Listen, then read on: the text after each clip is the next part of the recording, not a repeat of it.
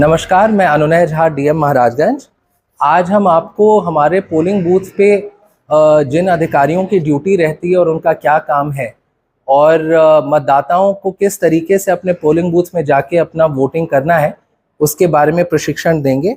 सबसे पहले polling booth के जो प्रिसाइडिंग ऑफिसर होते हैं उनको हम पीठासीन अधिकारी बोलते हैं, जो कि पोलिंग बूथ पे व्यस्त रहते हैं अनेक कार्यों में।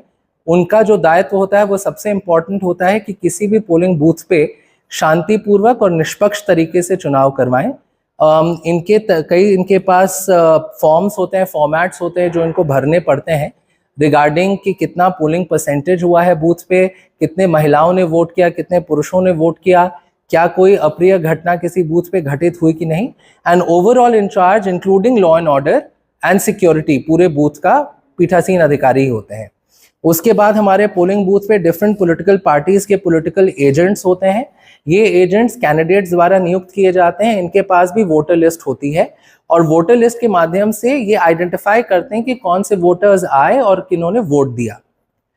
उसके बाद मतदान अधिकारी प्रथम होते हैं, जिनके पास वोटर लिस्ट की ट्रू कॉपी होती है।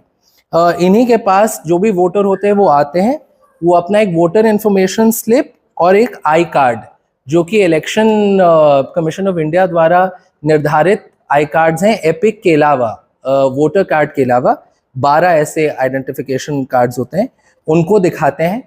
P1 जो होते हैं, जो प्रथम मतदान अधिकारी होते हैं, वो वोटर लिस्ट में उस हमारे जो वोटर हैं उनका किस क्रम संख्या पे नाम है उनको आइडेंटिफाई करते हैं, उनका नाम पुकारते हैं ताकि जो पोलिंग एजेंट्स है वो सारा आइडेंटिफाई कर पाए। और आफ्टर आइडेंटिफिकेशन वो उस वोटर लिस्ट में उस वोटर का नाम काट के उनको आगे बढ़ाते हैं। उसके बाद हमारे पास P2 आते हैं, जो कि पोलिंग ऑफिसर सेकंड होते हैं, द्वितीय मतदान अधिकारी।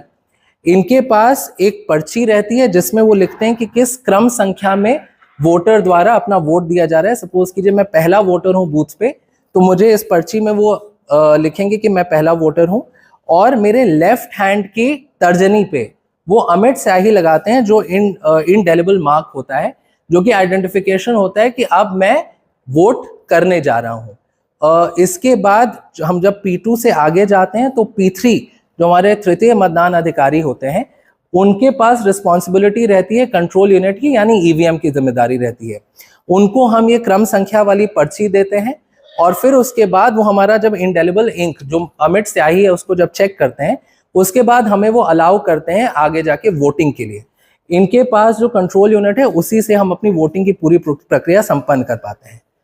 उसके बाद जो भी वोटर होते हैं वो आते हैं फिर वोटिंग कंपार्टमेंट में।